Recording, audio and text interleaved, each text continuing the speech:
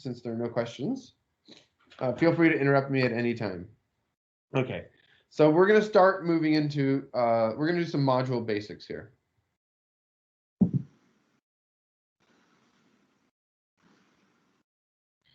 Okay.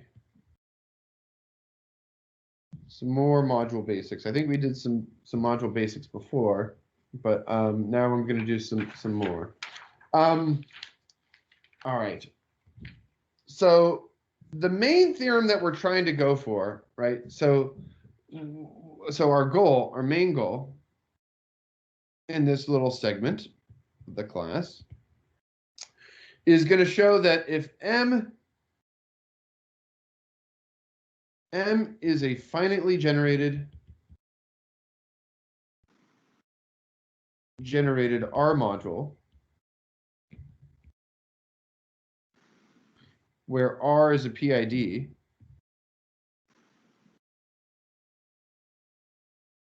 then we have a certain very explicit isomorphism theorem.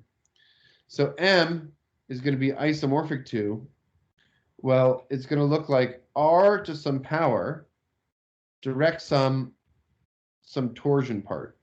So this is what's called the free part. And this is what's called the torsion part. Okay, and I need to explain what free and torsion means, but furthermore, T is going to have an explicit description. And I also need to explain what this little symbol here means. So this is the direct sum symbol.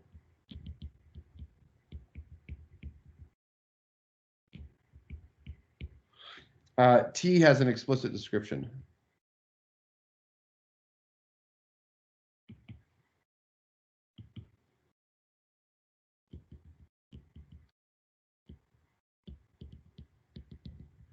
Okay, so this is what we're going for. This is called the fundamental theorem of modules over PIDs. Okay, so this theorem, let me just make a remark. So this generalizes the fundamental theorem of abelian groups.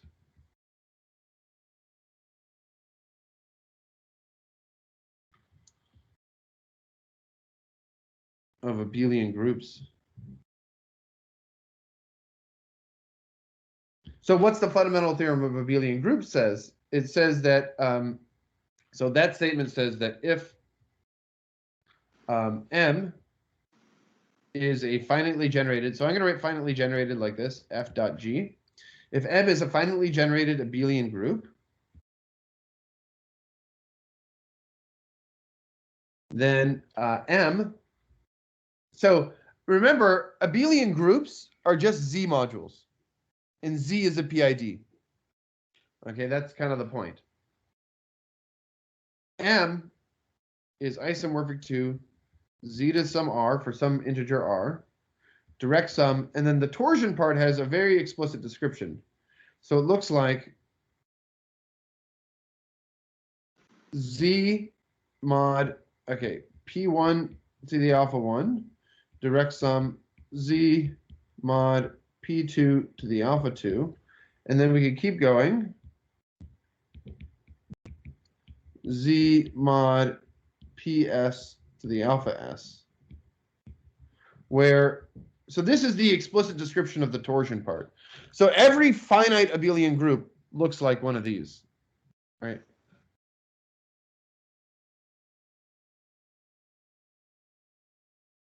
Every finite abelian group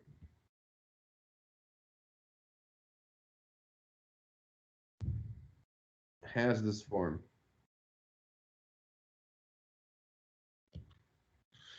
Okay, so okay, so here the PIs, the P1, P2 through PS are primes, which are not necessarily distinct.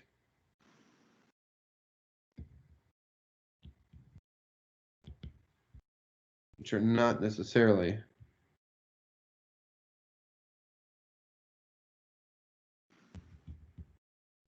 Okay, so like what's going to happen here is that we're going to have the exact same situation for PIDs, right?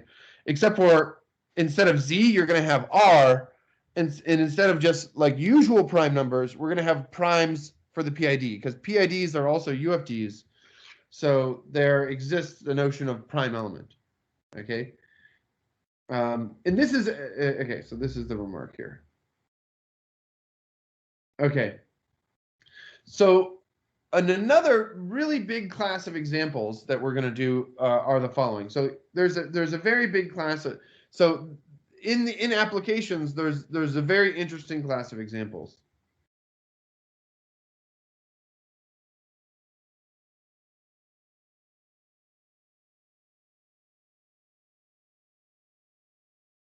Well, I guess I'm going to only do this intro. I'm not going to get to the things, the ingredients that we need. But a very interesting class of examples. Okay. Okay. So here's what we're going to do. I'm going to build a crazy module, an R module that's really interesting and it has to do with like Jordan decompositions and stuff. Okay. So so let V be a vector space. So let V be a vector space.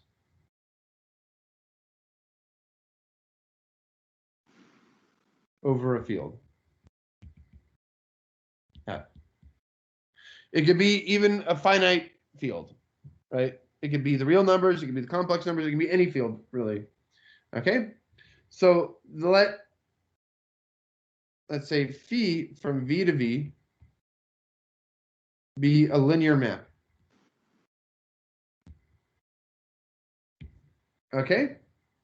And so what we're going to do is we're going to give V the structure of, we will give V the structure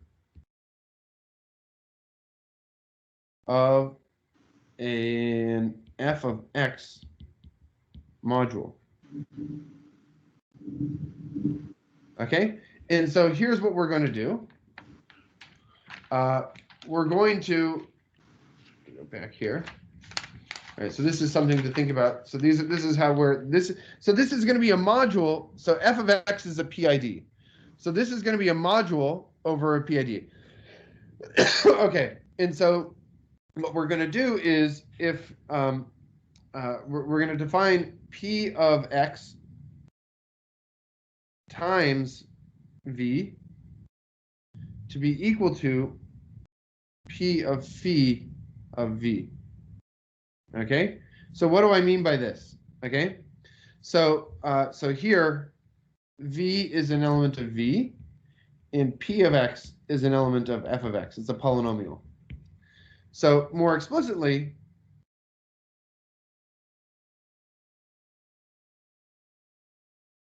right?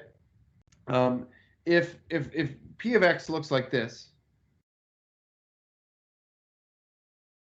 so let's say it looks like, I don't know, C0 plus C1 of x plus dot dot dot plus CD x to the d.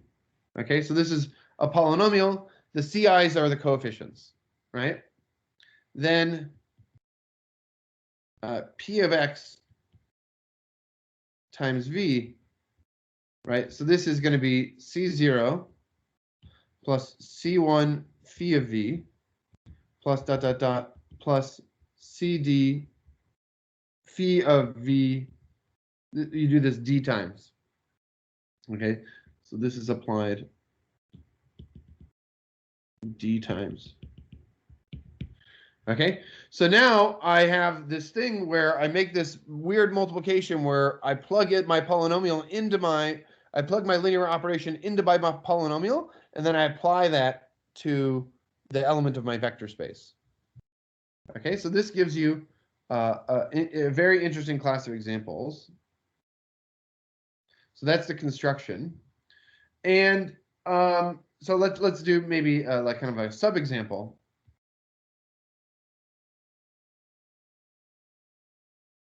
Okay, so for each, okay, so like if you know P of x is x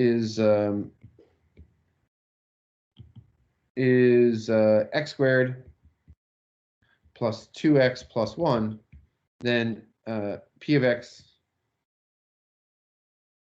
times some vector v would be phi squared of x plus 2 phi of x plus 1. Okay. All right. So Taylor, is that phi squared of x or phi squared of? Oh, sorry. V. Thank you.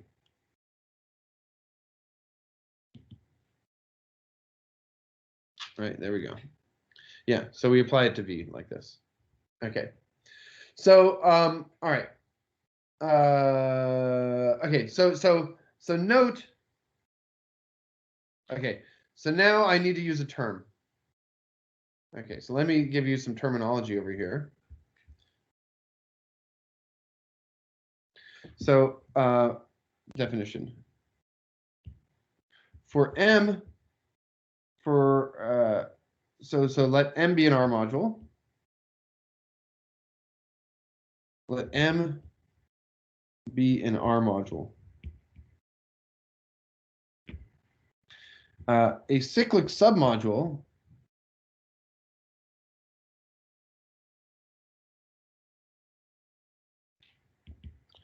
is a submodule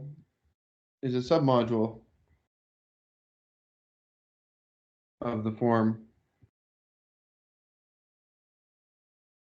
R times M for some little m in M. Okay, so this is what we define a cyclic submodule to be. It's something that's generated by a single element. Okay, so in this case, right, cyclic submodules are you take a vector and then you kind of just close it up under all combinations of your linear transformation, right? Okay, so in this case, so for each v,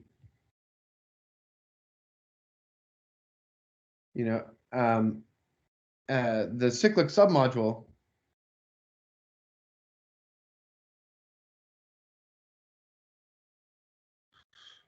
f of x v is all combinations of v phi of v squared of v, etc. So there's a certain submodule here that we can do that's an invariant submodule. So it's invariant under application of phi. So it's the span. It's a subvector space, right? This is a vector subspace, and an F vector subspace of V, which is invariant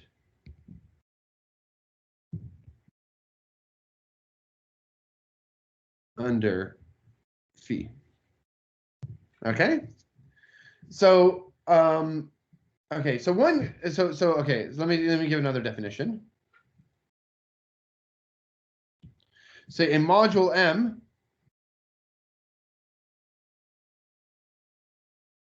M is cyclic if M is equal to Rm for some at M and M. Okay, so if you have something that where it's the whole thing is cyclic, then you call the module cyclic, right? So it's just, M is the cyclic submodule of itself. Okay, so let's do some examples. Some like kind of still a sub-example. Okay. Okay, so consider V is, say, F to the N for some N, and phi is going to be the identity linear transformation Okay, if I take the identity, right, then v, so then in this case,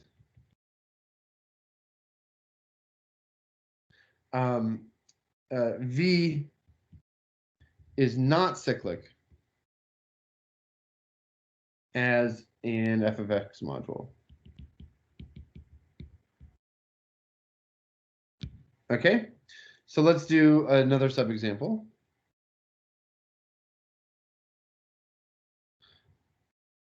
Okay, so let's do this one. Consider v is, say, f4, and define t, define phi by the following operation. By, okay, let's do phi. So we have to just specify it on the basis vectors. Phi of 0, 1, 0, 0. Phi of 0, 0, 1, 0. And phi of 0, 0, 0, 1. Okay, and we'll just do it, we'll make it shift. Okay, so this is one, sorry, we're making it shift, not shift. Okay, so we'll do 0, 1, 0, 0, 0, 0, 1, 0, and then we'll do 0, 0, 0, 1, and then we'll have this one stay fixed. Okay, okay, then in this case, then v as an f of x module for this particular phi is cyclic and generated by here v, which would be 1, 0, 0. Okay, do you guys see that? So this thing here, every element of the vector space, right, can be obtained from this thing by some operation. If I apply phi to this, I get the next one. I get the next one down. And if I apply phi again, then I get the next one down after that. And if I apply phi again, then I get the last basis vector.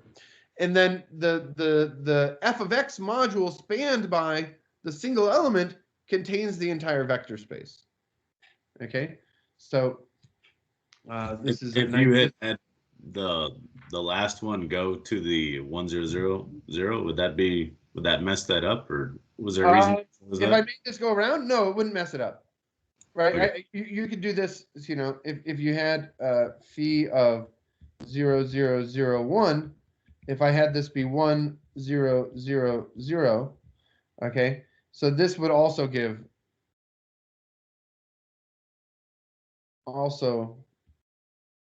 make v as an f of x module cyclic.